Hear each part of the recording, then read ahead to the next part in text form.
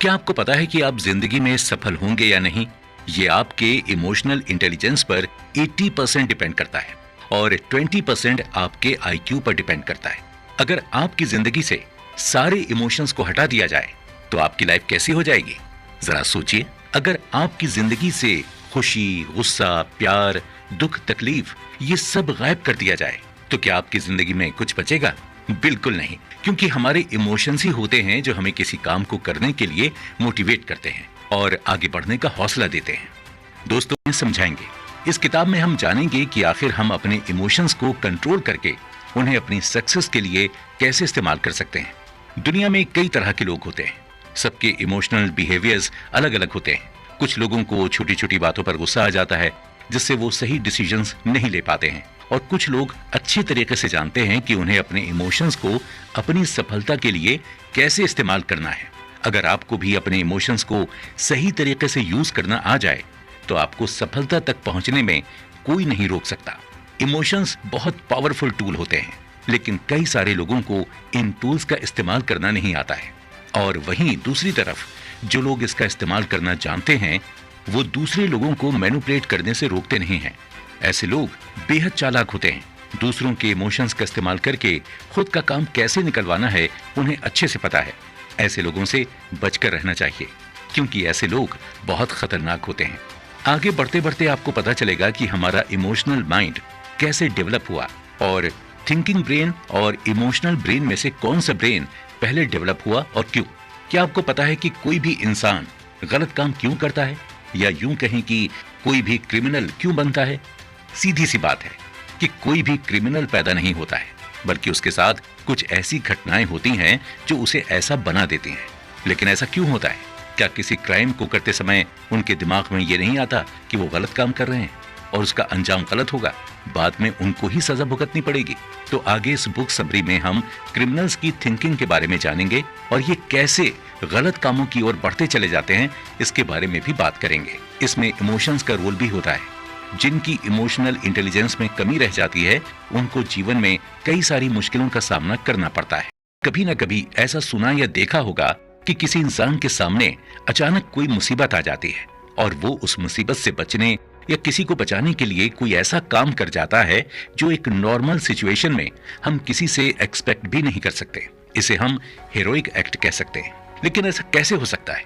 Emergency situation हमसे वो काम करा सकती है जो हम किसी और सिचुएशन में करने के बारे में सोच भी नहीं सकते।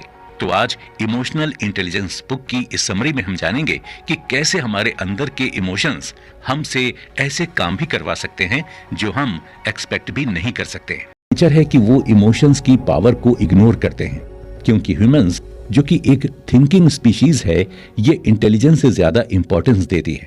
ऐसा इसलिए होता है क्योंकि अभी तक कई लोग इमोशंस की ताकत को समझ ही नहीं पाए हैं। हमारे इमोशंस ही तो हैं जो हमें जिंदा रखते हैं और आगे बढ़ने के लिए मोटिवेट करते हैं। फीलिंग्स ही हमें एक दूसरे से कनेक्ट करने में हेल्प करती हैं। हमारे इमोशंस हमारे थॉट्स और बिहेवियर में चेंजेस लाते हैं और हमारे डिसीजंस मेकिंग पर भी असर डालते हैं। ऑथर बताते हैं कि जैसे जैसे ह्यूमन बीइंग्स इवॉल्व होते गए वैसे वैसे इमोशंस जीवन का एक सेंट्रल पार्ट बनता चला गया, और अब जब कैसी भी सेंसिटिव और इमरजेंसी सिचुएशन हमारे सामने आती है तो ऐसे जरूरी समय में हमारा दिल सब कुछ ओवरटेक कर लेता है। हमारे इमोशंस हमें ऐसी सिचुएशंस में गाइड करने का काम करते हैं। जब भी हमारे सामने कोई सिचुएशन आती है तो हमारे इमोशंस हमें उससे डील करने के लिए तैयार करते हैं। जैसे जब हम गुस्से में या खतरे में होते हैं तो हमारा ब्लड फ्लो हमारे हाथों में ज्यादा होने लगता है, जिससे कि हमें किसी भी हथियार को पकड़ने में आसानी हो। धड़कनें बढ़ने लगती हैं और बॉडी में एड्रेनालाइन जैसे हार्मोन्स निकलने लगते हैं, जो ऐसी सिचुएशन में ताकत और हिम्मत के साथ एक्शंस लेने में मदद करते हैं। जब हम डरे हुए होते हैं तो हमारे पैरों में ब्लड फ्लो बढ़ जाता है, जिससे कि हम खतरे से दूर भाग सकें और खुद को बचा सकें। जब हम बेहद खुश होते हैं तब हमारी बॉडी में कुछ ऐसे केमिकल्स निकलते हैं जो हमारे स्ट्रेस को कम करके हमें और अच्छा महसूस करवाते हैं और कॉन्फिडेंस बिल्डअप करते हैं। ये सारे इमोशंस समय के साथ साथ हमारे सर्वाइवल में भी हेल्पफुल साबित हुए, और ये आज भी उतने ही जरूरी हैं जितने कि बहुत पहले थे। अपने इमोशंस को कभी भी दबाना नहीं चाहिए, बल्कि इन्हें ऑब्जर्व करके और एक्सेप्ट करके सही रेस्पॉन्स देना चाहिए। कुछ लोगों को ऐसा लगता है कि इमोशंस को दबाना और जो फील हो रहा है उसे ना बताना ही इमोशंस को कंट्रोल करना होता है, लेकिन ये तो उल्टा आपको नुकसान पहुंचा सकता है। कभी भी अपने इमोशंस को दबाएं नहीं, न सिर्फ कैसा रिस्पॉन्स और कितना रिस्पॉन्स देना है इस पर ध्यान दें। इमोशनल और रैशनल माइंड्स। गोलमैन लिखते हैं कि हमारे दो तरह के माइंड्स होते हैं, एक इमोशनल माइंड जो फील करता है और दूसरा रैशनल माइंड जो सोचता है। रैशनल माइंड हमें लॉजिक्स देता है, किसी भी सिचुएशन के हर फेज को सोचने के लिए इंस्पायर करता है और अवेयर रखता है। हमारा इमोशनल माइंड हमें इंपल्सिव डिसीजंस लेने की कैपेसिटी देता है। ये इलॉजिकल भी हो सकता है, लेकिन ज्यादातर अचानक से आई सिचुएशन में हमारा इमोशनल माइंड ही सारे डिसीजंस लेता है। जब जब स्ट्रॉन्ग इमोशंस की बात की जाती है तब तब हमारा इमोशनल माइंड रैशनल माइंड पर हावी होने लगता है और अपने हिसाब से सारे फैसले लेने लगता है। इमोशनल माइंड काफी ताकतवर होता है, ये हमसे वो काम भी करवा सकता है जो हम नॉर्मली सोच भी नहीं सकते। आपने दिल और दिमाग की लड़ाई के बारे में तो सुना ही होगा, तो ये भी कुछ ऐसा ही है। दिमाग लॉजिक पर काम करता है और हर चीज के पीछे लॉजिक ढूंढने की कोशिश करता है, और दिल को यानी कि हमारे इमोशंस को किसी भी लॉजिक की जरूरत नहीं पड़ती, वो मैजिक पर काम करता है और इम्पॉसिबल को भी कभी कभी पॉसिबल बना देता है। लेकिन एक बैलेंस्ड लाइफ जीने के लिए हमारे लिए दोनों ही माइंड्स का सही तरीके से काम करना जरूरी है और एक बैलेंस बना रहना चाहिए। आपको क्या लगता है कि ह्यूमन इवोल्यूशन में कौन सा ब्रेन पहले इवॉल्व हुआ, थिंकिंग ब्रेन या इमोशनल ब्रेन?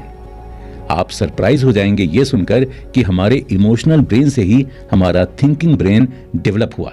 इसका मतलब कि हमारा इमोशनल ब्रेन पहले इवॉल्व हुआ, इसी वजह से ये ज्यादा पावरफुल है और थिंकिंग ब्रेन पर डोमिनेंट भी है। थिंकिंग ब्रेन हमारे ब्रेन का न्यूरोकॉर्टेक्स वाला पार्ट होता है और हमारे ब्रेन में लिम्बिक सिस्टम होता है जो हमारे इमोशंस को कंट्रोल करता है। होमोस्पियन स्पीशीज यानी कि ह्यूमंस के ब्रेन का न्यूरोकॉर्टेक्स पार्ट बाकी की सारी स्पीशीज से काफी ज्यादा डेवलप्ड और बड़ा होता है। ऑथर लिखते हैं कि न्यूरोकॉर्टेक्स हमारा सीट ऑफ थॉट होता है जो हमें सोचने के लिए मोटिवेट करता है और किसी भी सिग्नल को प्रोसेस करके एक रिस्पॉन्स जनरेट करता है। लिम्बिक सिस्टम कई सारे स्ट्रक्चर से मिलकर बना होता है और जो हमें अच्छा फील करवाता है। जो मदर चाइल्ड बॉन्ड होता है वो न्यूरोकॉर्टेक्स और लिम्बिक सिस्टम के कनेक्शंस की वजह से ही होता है। जिन स्पीशीज में ये स्ट्रक्चर्स मिसिंग होते हैं उनमें कोई मदर चाइल्ड बॉन्ड नहीं होता है, जैसे कि रेप्टाइल्स में। हमारे सर्वाइवल के लिए इमोशंस कितने जरूरी हैं ये आप जान ही चुके हैं।